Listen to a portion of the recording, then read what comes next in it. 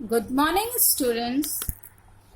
पिछले लेक्चर में हम लोगों ने उपमा अलंकार और रूपक अलंकार को देखा था।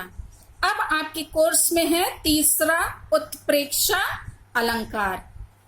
उत्प्रेक्षा अलंकार किसे कहते हैं देखा जाए परिभाषा। उत्प्रेक्षा का अर्थ है संभावना। जहां उपमेय में उपमान की संभावना की जाती है। उपमेय में यानी जिसकी उपमा दी जाती है और जिससे दी जाती है, ठीक है, उसकी क्या की जाती, संभावना की जाती, वहां उत्प्रेक्षा अलंकार होता है। संभावना व्यक्त करने के लिए मानो, मनहु, जानहु, जनु आदि शब्दों का प्रयोग किया जाता है। बच्चों ये बहुत इसको लर्न कर लीजिएगा। जहां आप दोहों में देखें कि मानो लिखा है या मनहु लिखा है या जानहु लिखा है या जनु लिखा है, तो कौन सा अलंकार होगा? उत्प्रेक्षा अलंकार होगा। देखिए उदाहरण आपके कोर्स का ही है। सोहत ओढ़े पीत पट, श्याम सलोने गात, मनहु नीलमणि सैल पर, आतप पर्यो प्रभात। उपयुक्त उदाहरण में श्री कृष्ण के श्याम शरीर पर नीलमणि और पर्वत को संभावित किया गया है और पीत पट पर प्रभात के आतप का आरोप किया गया है, अतः यहाँ उत्प्रेक्षा अलंकार है। देखिए बच्चों, सोहत मतलब कि अच्छे लगते हैं, सुहा रहे हैं, भा रहे हैं। ओढ़े हुए, पीत पट पीले पट यानी वस्त्र को पहने हुए जो श्री कृष्ण हैं, जो सलोने हैं यानी सुंदर जो है, गात यानी शरीर वाले जो श्री कृष्ण हैं, श्याम सलोने यानी श्यामल सुंदर शरीर वाले जो श्री कृष्ण हैं, वो क्या है, पीले वस्त्र में बहुत सुंदर लग रहे हैं। तो ये जो है वो कैसे सुंदर लग रहे हैं, इसको यहाँ पे बताया है कि मनहु मानो नीलमणि पर्वत पर, किस पर?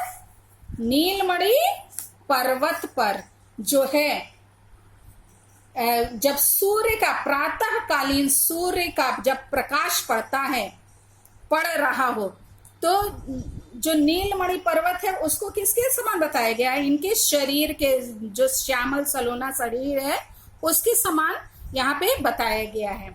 मानो नीलमणि शैल, शैल यानी पर्वत पर, आतप पर्यो प्रभात यानी जो सूर्य का प्रातःकालीन सूर्य का जो प्रकाश पड़ रहा है, वो मानो जो प्रकाश पड़ रहा है वो किसके समान है?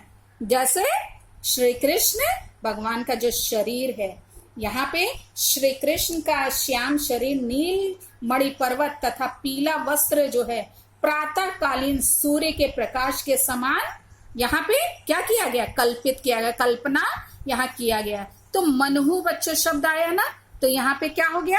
उत्प्रेक्षा अलंकार हुआ। अब उत्प्रेक्षा के भी तीन भेद हैं बच्चों। एक वस्तुत्प्रेक्षा है, हेतुत्प्रेक्षा है और फलोत्प्रेक्षा, ये उसके भेद हैं। इसको भी बच्चों आप इसका डेफिनेशन लर्न कर लीजिएगा, बोर्ड का एग्जाम है, कुछ भी पूछा जा सकता है। उपयुक्त तीनों भेदों का परिचय आपके संज्ञान के लिए प्रस्तुत किया जा रहा है, मतलब जानने के लिए। वस्तुत्प्रेक्षा, जहां एक वस्तु की दूसरे वस्तु के रूप में संभावना की जाती है, वहां वस्तुत्प्रेक्षा अलंकार होता है। उदाहरण सेम है बच्चों।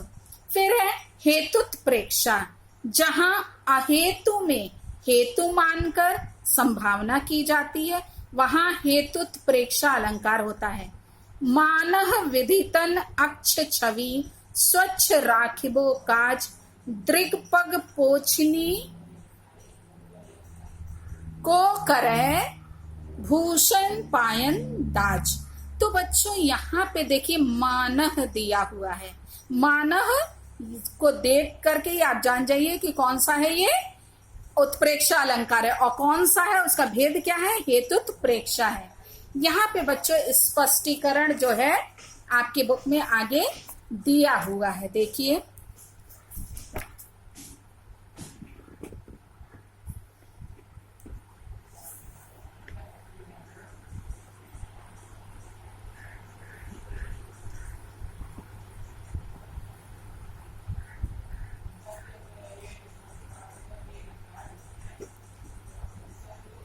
उपयुक्त उदाहरण में हेतु आभूषण के उपस्थित न होने पर भी उसकी पायदान के रूप में संभावना की गई है, अतः यहाँ हेतुत्प्रेक्षा अलंकार है।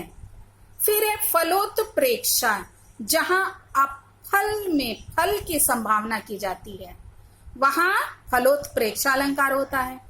पुहुप सुगंध करही एहि आस, मकु हिरकाई ले तुम्ह पासा।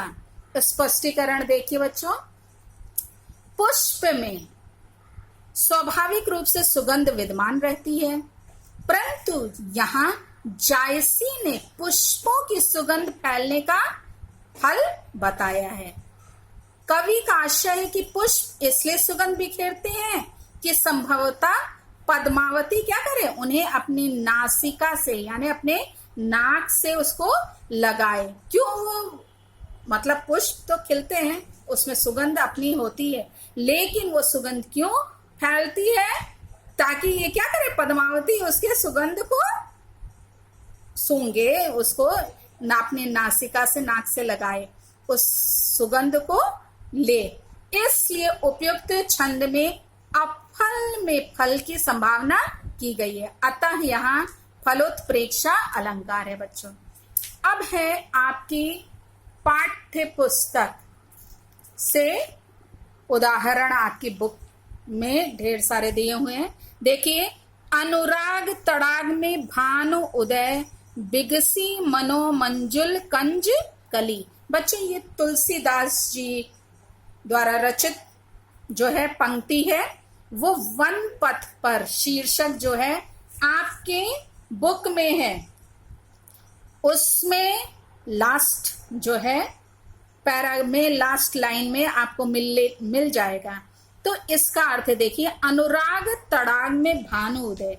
अनुराग तड़ाग, अनुराग मतलब होता है प्रेम, प्रेम रूपी तड़ाग यानी तालाब में भानु उदय, भानु यानी सूर्य के उदय होने पर, और कैसे, रामचंद्र रूपी सूर्य के, किसके, रामचंद्र रूपी सूर्य के उदय होने पर, बिगसी मतलब कि विकसित हो रही है या खिल गई हैं, मनो मंजुल कंज कली, मानो मंजुल यानी सुंदर, कंज यानी कमल की कली यानी कलियां खिल गई हो। कैसे, यहाँ पे क्या अर्थ है, मानो क्या हुई है, मनो यानी मानो, मनो आ गया तो आप जान जाइए कि ये कौन सा है, उत्प्रेक्षा अलंकार का उदाहरण है।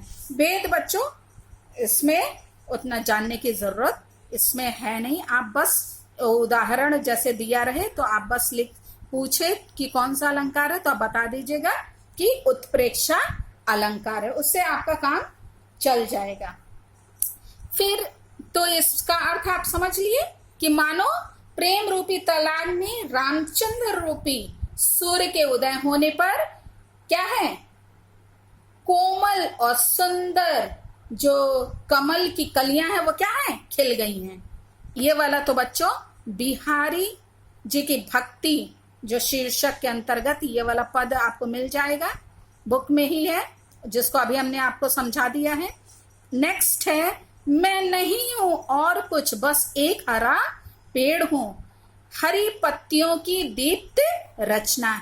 ये अशोक वाजपेयी कवि हैं, उनका जो उनकी रचना है युवा जंगल शीर्षक के अंतर्गत ये आपको पंक्ति मिल जाएगी, युवा जंगल। इसका बच्चों अर्थ है, ये कह रहे मैं नहीं हूं और कुछ, ये अब जो अशोक वाजपेयी जी हैं वो कह रहे हैं कि मुझे लगता है कि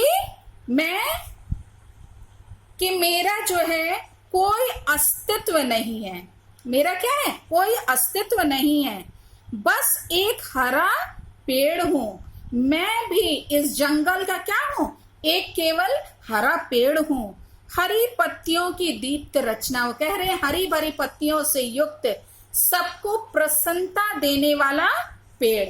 यहाँ पे वो कह रहे हैं कि मैं क्या हूं, मुझे लगता है, उनको ऐसा मालूम होता है, ऐसी संभावना उनको होती है कि वो क्या है, केवल एक, इनका कोई अपना अस्तित्व नहीं है, वो बस केवल एक इस जंगल का एक हरा पेड़ अपने को बता रहे हैं।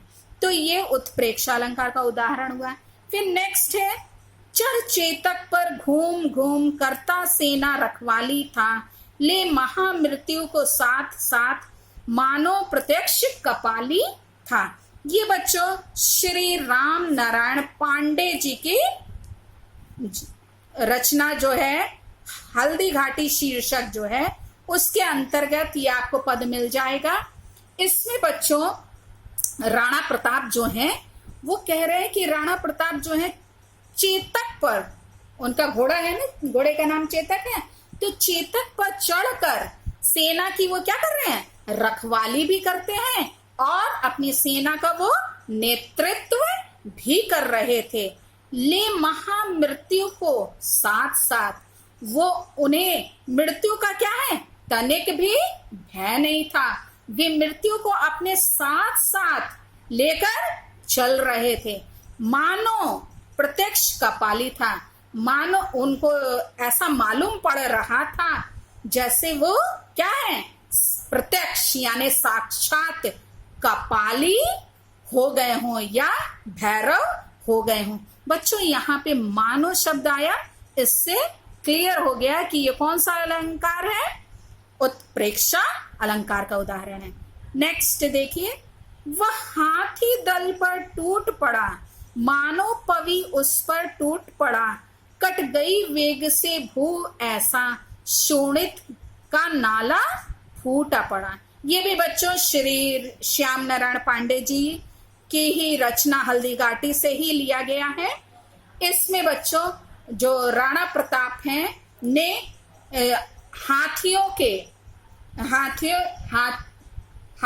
पर जो सवार सैनिक हैं उन पर वो उसके दल पर यानी उसके समूह पर वो क्या टूट पड़े हैं, यानी उन्होंने अपना धावा बोल दिया है। किस पर, हस्ती सैनिकों पर, जो हाथियों पर सैनिक सवार थे उन पर ये धावा बोल दिए।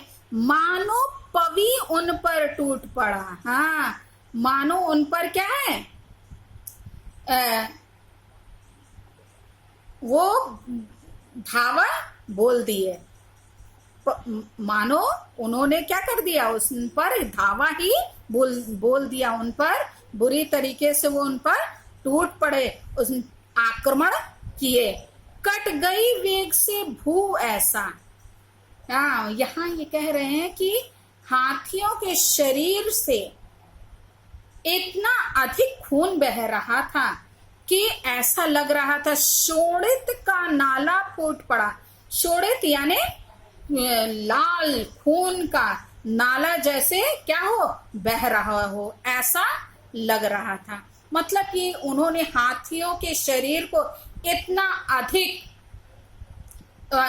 अधिक उनके शरीर से खून बह रहा था, जिसके कारण वो देखने में ऐसा लग रहा था मानो क्या है, खून का जैसे नाला ही बह रहा हो या नाला फूट पड़ा हो, ऐसा। तो ये बच्चों यहाँ पे भी क्या है, मानो शब्द का प्रयोग हुआ है, तो इससे क्लियर है कि ये क्या है, उत्प्रेक्षा अलंकार का उदाहरण है। बच्चों जितना भी आपके इसमें चैप्टर में आया हुआ है उदाहरण, सारे उदाहरण को कम से कम 2 बार पढ़ लीजिएगा, याद रहे, या मतलब कि एकदम कंठस्थ याद ना हो तो भी बच्चों यदि आप 2 बार पढ़े रहेंगे तो आपके दिमाग में रहेगा कि ये उदाहरण जो है इस अलंकार के अंतर्गत आता है, मतलब कि इसमें ये तो एक जगह जब आप लिख लेंगे ना कि उपमा अलंकार के ये उदाहरण है या रूपक के ये उदाहरण है और उत्प्रेक्षा के ये उदाहरण है, तो आप ऐसे 2-3 बार उसको पढ़ेंगे ना तो आपको मालूम चल जाएगा। अब जैसे ऑप्शन में 3 दिया रहेगा ना, और उपमा, रूपक और उत्प्रेक्षा, और ऊपर दिया रहेगा पंक्ति कि मान लिया उदाहरण के हरिमुख मनहु मयंक, तो आप मनहु देख करके तुरंत जान जाएंगे कि ये कौन सा किसका उदाहरण है। तो मनहु, मानो, ये सब क्या है, जनहु इत्यादि उत्प्रेक्षा का है। तो आप ये जान जाएंगे। तो जरूर इसके लिए आपको उदाहरणों को बार बार पढ़ने की आवश्यकता होगी। बेटा यहाँ पे नीचे भी एक्सरसाइज में कई दिया हुआ है और उसका आंसर भी पीछे दिया हुआ है, तो इसको आप भी पढ़ लीजिएगा। Thank you.